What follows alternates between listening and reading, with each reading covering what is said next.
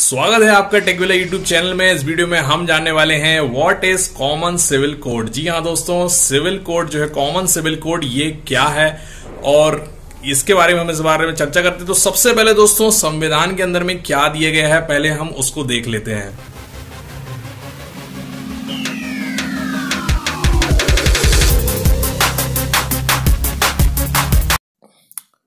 भारत के संविधान के अनुच्छेद 44 में समान सिविल संहिता मतलब कॉमन सिविल कोड का उल्लेख मिलता है, जहां राज्य के नीति निर्देश तत्वों के संविधान में राज्यों को कॉमन सिविल कोड के लिए प्रयास करने हेतु निर्देशित किया है। कॉमन सिविल कोड का मतलब क्या है? तो कॉमन सिविल कोड का अर्थ होता है सभी व्यक्तिगत विधियां एक समान कर दी जाएं। मतलब सारी जो व्यक्तिगत से जुड़ी हुई लोगों के से जुड़ी हुई विधियां हैं उन सबको एक जैसा कर दिया जाए। कौन कौन सी विधियों की बात हो रही है? तो अब ये व्यक्तिगत विधियां क्या होता है?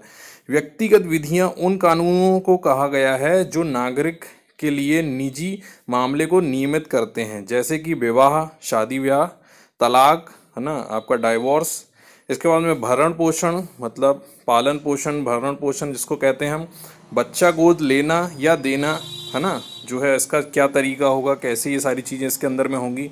और उत्तराधिकारी, किस चीज़ का कौन किसका उत्तराधिकारी है ना, ये सारी से रिलेटेड जो भी चीज़ें हैं वो सारी जो हैं इसके अंदर में आती हैं। व्यक्तिगत विधियां इनको कहा जाता है। ये जो सारी रीति रिवाजें हैं जो सारी कास्टों की, आपने देखा होगा कि आप हिंदुओं के धर्म में सारी चीज़ें अलग देखने को मिल रही होंगी।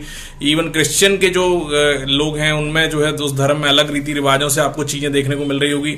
वैसे ही सारी चीज़ें जब हिंदू, मुस्लिम, सिख, ईसाई सारे जिनके रीति रिवाज हैं, उनके रीति रिवाज, उनके जो विवाह शादी ब्याह करने के तरीके, उनकी जो तलाक करने का तरीका, इसके बाद में बच्चों का जो है गोद लेना, ये सारी रीति रिवाजें, और सबसे आखिरी लेकिन सबसे जरूरी जो कि है उत्तराधिकारी, कौन किसका उत्तराधिकारी होगा, ये सारी चीजें जो हैं इन सब के तरीके, तौर तरीके, जो कानून है इनके ऊपर में जो अलग अलग समाज में अलग अलग तरीके से बनाया गया है और अलग अलग तरीके से उसको तोड़ा मरोड़ा गया है और अपने अनुसार ढाला गया है, उन सबको जब वो एक तरह से कर दिया जाएगा तो उसी को कहा जाएगा दोस्तों कॉमन सिविल कोड। तो आपका क्या कहना है इस बारे में जरूर इस कमेंट में करके जरूर बताइएगा दोस्तों कि क्या इसको आना चाहिए या नहीं आना चाहिए, और अगर इसके अंदर में चेंजेस होने चाहिए तो कौन कौन से चेंजेस जो आपको लगते हैं कि अभी हमारी समाज के बीच में होने चाहिए कॉमन सिविल कोड के अंदर।